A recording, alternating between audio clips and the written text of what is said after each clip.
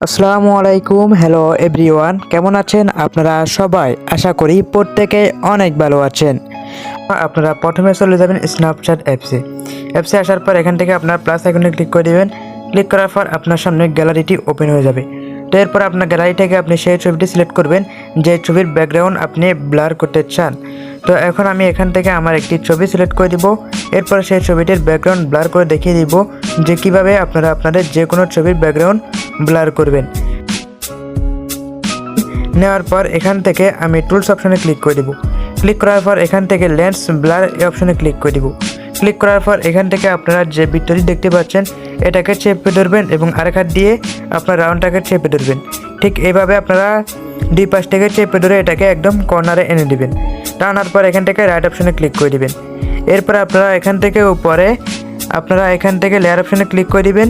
এরপর এখান থেকে ভিউ এডিট এই অপশনে ক্লিক করে দিবেন। এরপর এখান থেকে লেন্স ব্লার এই অপশনে ক্লিক করে দিবেন। এরপর এডিট অপশনে ক্লিক করে দিবেন। দেওয়ার পর আপনার সামনে এরকম ইন্টারফেস শো করবে। তো আপনি এখান থেকে অপশনে ক্লিক করে দিবেন। এরপর এখান থেকে আপনার প্রয়োজন মতো আপনি এখান থেকে ব্লার করে নিতে পারবেন। তো আপনি যদি এখান থেকে পিছনে ব্যাকগ্রাউন্ড বাদে আপনি আপনার ছবিটাকে আলাদা করে নিতে হবে। তো এই জন্য আপনারা এখান থেকে আপনার যে ছবিটি আছে সেই ছবিটা আপনারা এভাবে করে নেবেন। তো আপনারা এখান থেকে চোখ আইকন এবং এই অপশনে দুটো অন করে রাখবেন, তাহলে আপনারা কাজটি করতে সুবিধা হবে। তো আপনারা এখান থেকে এভাবে আপনারা অ্যাডজাস্ট করে নেবেন এখান থেকে।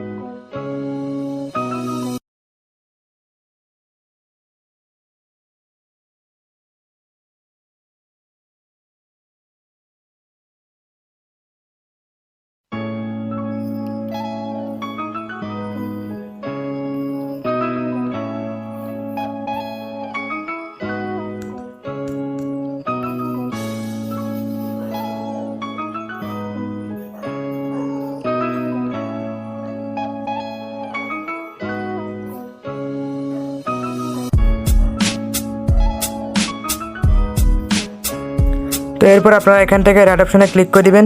ক্লিক করার পর এখান থেকে আপনার যে ব্যাকগ্রাউন্ডটি আছে সেটা কিন্তু এখান থেকে ব্লার হয়ে যাবে। তো এরপর আপনারা এখান থেকে ব্যাক স্পেসে ক্লিক করে দিবেন। এরপর আপনারা দেখতে পাচ্ছেন যে ব্যাকগ্রাউন্ডটি কিন্তু অনেকটাই ব্লার হয়ে গেছে। তো এরপর আপনারা যদি এখানে চান যে ছবিতে যদি কোনো স্পট থাকে, কোনো রকম দাগ থাকে, আপনারা সেটাকে কীভাবে রিমুভ করবেন। তো এই জন্য আপনারা টুলসে ক্লিক করে দিবেন। এরপর এখান থেকে যে হিলিং ব্রাশ আছে আপনারা এই অপশনে ক্লিক করে দিবেন।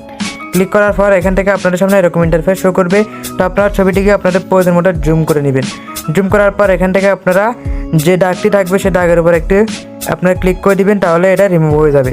তো আপনারা এইভাবে আপনারা রিমুভ করে নিতে পারবেন আপনার যে কোনো দাগ। তো এইভাবে আপনারা আপনাদের যদি মুখে যদি কোনো দাগ থাকে বা আপনাদের যে কোনো জায়গায় যদি কোনো দাগ থাকে আপনার সেই দাগটি আপনারা এক ক্লিকে আপনারা রিমুভ করে নিতে পারবেন খুব সহজে। তো এইভাবে আপনারা যে কোনো দাগ রিমুভ করতে পারবেন হিলিং ব্রাশের মাধ্যমে। তো এভাবে আপনার ডিজাইনটি আপনি সুন্দরভাবে যে কোনো ফটো আপনি খুব সুন্দর করে এরকমভাবে এডিট করতে পারবেন।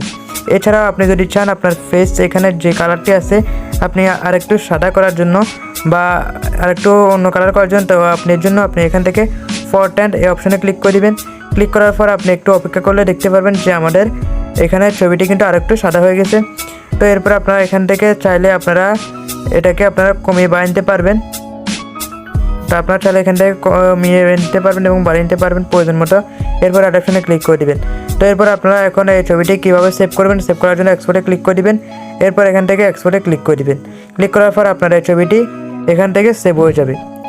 তো আশা করি বুঝতে পারছেন যে কীভাবে আপনারা ছবির ব্যাকগ্রাউন্ড ব্লার করবেন এবং কোনো প্রকার দাগ থাকলে সেটা রিমুভ করবেন, আর ফেস আপনারা একটু সাদা করবেন। সেটাই আজকে এই ভিডিওটি দেখিয়েছি। তো ভিডিওটি ভালো লাগলে ছোট্ট একটি লাইক দিয়ে দেবেন আর আপনার মূল্যবান মতামত কমেন্ট করে জানাবেন। সবাইকে ধন্যবাদ। আসসালামু আলাইকুম।